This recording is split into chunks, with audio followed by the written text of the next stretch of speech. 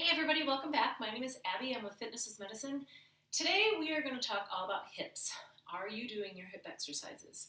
I know that a common answer is if you have like a hip exercise program from your physical therapist or from an exercise physiologist, you might not be doing it at home. So I figured we should review and get you doing those again. Hip exercises are a very common one that many people get prescribed. There are a lot of different ones to do. I'm going to go over 6 today. You may have more in your home program, but maybe this will jumpstart you to start following more exercises in your home program. So we're going to start today with a standing hip abduction, meaning you're bringing your leg out away from center. So I'm going to have you stand straight, stand near something where you can hang on for balance if you need it, and we're going to pull one leg out to the side. Now, first of all, you're standing up strong on this single leg stance. And then this foot is just going out to the side with your toes straight forward, almost turned in just a little bit. You can think about turning it in, which activates your glutes more. It's easy for that toe to want to do that. See how my toe's turning out to the side? And then our hip flexors take over and our quads, which are already doing most of everything we do throughout our day, right? All that forward motion. So we want those glutes to engage. We want those glutes to be turning on and engaging and helping you with all of those big, large muscle movements that you use throughout the day. Standing up, walking around, getting in and out of the car. All right, good. Now we're going to switch sides. You may feel that you're getting tired in that standing leg, and that's perfectly normal. That's a really good exercise for that leg too. So make sure you're standing tall on that leg. Sometimes if our glutes and all of those supporting muscles are weak, it's easy to get into this. And then first of all, it's really hard to lift that leg out to the side because you just don't have the room. If you're not sure if you're doing that, find a bathroom mirror or a full-length mirror and make sure that those hips are staying even, not sagging into the one side. Nice and tall. Turning that toe in just a little bit, really making those glutes work. Hang on to something if you need to for balance. You can use this as a balance exercise as well. However, when we're really focusing on getting those small muscles to engage, sometimes it's better to take the balance aspect out of it and really focus. Okay, next we're going to sit down. I'm going to sit on my fit ball and just use this smaller playground ball. We're going to do knee squeezes. So we work the outside, now we're going to work the inside. So this is hip adduction, ADD. 1. Sit up nice and tall, good posture. Squeeze those knees. Hold them for 3 to 5 seconds. We need that stability all around. There's a lot of different hip motions. You know, it's a ball and socket, so it goes around in a circle. It goes forward, it goes back. It goes across your midline. There's a lot of different range of motion for those hips, and we want them to be strong and supported throughout all of them.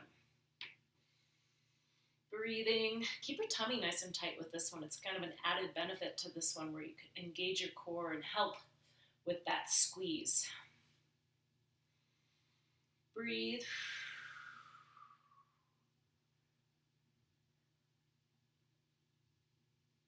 And 10. Okay. Now I'm going to get my ball out of the way. And we're going to lower down to the floor. So now we're going to do clamshells. And I'm sure this is one in your program if you do have a hip home exercise program. But commonly, this can start to get sloppy, I should say, over time. So when you lie down on your side for this, first of all, you want to think about tucking your bottom hip under. So you really want to stack those hips and shoulders versus being open like this. So this isn't this large range of motion.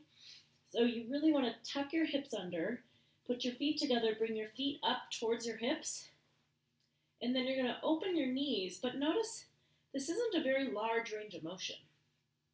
I'm keeping my top hip closed, if you will, right over the top of my bottom hip. And I can't really lift it further than that unless I open up. And if you're doing this in that smaller range of motion, you're going to really feel it back here in your glutes. Nice and slowly. I can't really lift it past there. and 10. Good. Now we're going to turn around. If you're doing that with that really closed range of motion, it's actually your hips are perfectly stacked. Really focus on that. Like I almost want to tuck my bottom hip under, bring my knees up, bring my feet up towards my hips, and open and close. Nice and slow and controlled. That's another thing, is it's easy to start going through these quickly because they can, they can seem a little tedious, but that hip support and that hip strength is so important for so many different activities that we do in our activities of daily living. 9 and 10. Good. Okay. Now we're going to come up to our hands and knees. Like I said, I'm not going to review every single hip exercise ever given, but I'm going to go through a good handful of them. You can start practicing these and then start adding in a few other ones that your therapist may have given you, like bridges and different ones like that. Okay, next we're going to do hip extension on your hands and knees. So, hands directly beneath your shoulders, knees directly beneath your hips. One foot back straight, or one leg out straight. And I want you to lift, hold for a couple seconds, and come back down. But don't touch your toe. You're keeping your knees straight. So if we were to add that knee bend, that would add more hamstring. We're really focusing on your glutes here. Keeping your knees straight. And also, this is a small range of motion. Notice I'm just coming up to here. I don't need to lift it way up here. I start using other muscles then. I'm really focused on glutes here. Breathe. Keep your neck in line with the rest of your spine. You want every other joint to remain happy. 8, 9. That gravity's really kicking in about now. And 10. Good. Rest. Other foot back straight. The other knee back straight. Lift. Just to about horizontal, so it's in line with the rest of your body. It's not a large movement.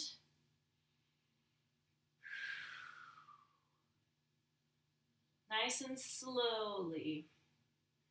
Control. You also want to keep your hips level and your back flat, like you've got a teacup on there, so that'll be another way for you to kind of think about how you can keep everything in line and keep it all nice and flat.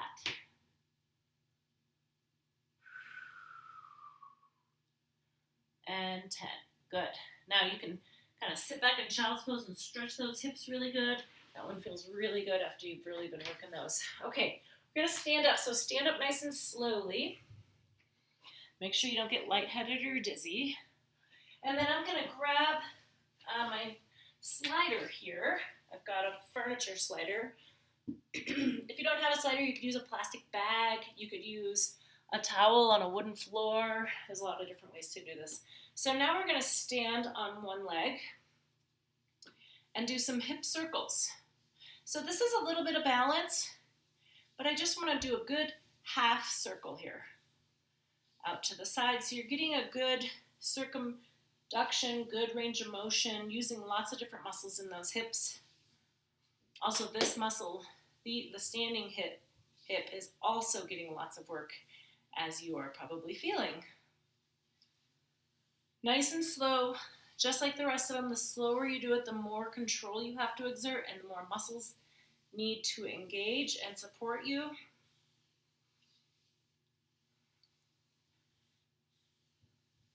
Let's go one more time. And switch. All right. Like I said, that standing hip might be more tired than the other one.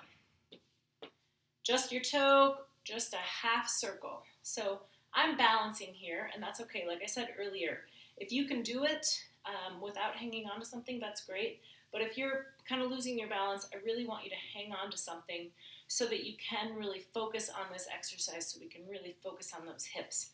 If we're falling all over the place, sometimes it's hard to get that focus. And while working on your balance is nice, you can do your balance after. Also, standing, like I said, standing on one hip and working the other is working on your balance, even if you're hanging on to something, because it's still working those muscles that are important in balance. And let's do one more. And back. Okay, good.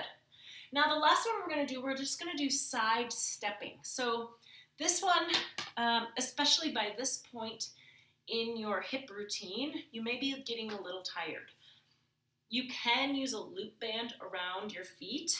However, we can just do side stepping without any resistance. This is good range of motion for your hips. This is something that's good to do if you're in the middle of a really long walk or after a walk, just to get that kind of releases your hips after a long time of walking forward. Like I said, if your hips aren't too tired and you want to add resistance, put a loop band around your ankles here, and just like our standing hip abduction, you want those toes straight forward, almost turned in just a little bit, really working on those hip muscles. If you don't have any resistance, if you don't have any bands or loop bands, if you just do this for a good, I don't know, minute or two back and forth, keeping those toes almost turned in just a little bit, you will start feeling it in those glutes. If you do add some resistance, maybe do 10 each way. And then when you're finished, the child's pose, like I showed you, is a really great way to stretch. You can do this figure 4 stretch where you sit back like this, which is a great way to loosen up those hips and stretch them out. So you can do both sides like that. Or you can sit, I don't have my chair right here, but I'll show you on my ball. And then in addition to those, sit, pull one knee up, and then pull it towards your opposite shoulder to release those glutes, release that piriformis, and breathe. I'm not holding these quite as long as I would normally. Each one of these hold for about 30 seconds, so you get a really good release in those muscles. All right, well, go through those. I would say go through them once. It's a lot of hip stuff. You could do them once or twice a day. Maybe give yourself a break in between. And if they're feeling really challenging, maybe do them every other day. But at least try to get to them a couple times a week if this is something in your protocol. Even if it's not, these are really great exercises to do to maintain that hip strength so you don't end up in physical therapy, end up with hip pain, end up with somewhere where you have to be working on this. Just working on that glute strength is important for all of us in all of our activities of daily living. All right, if you have any questions, please let me know, and we'll see you next time. Thanks, everybody.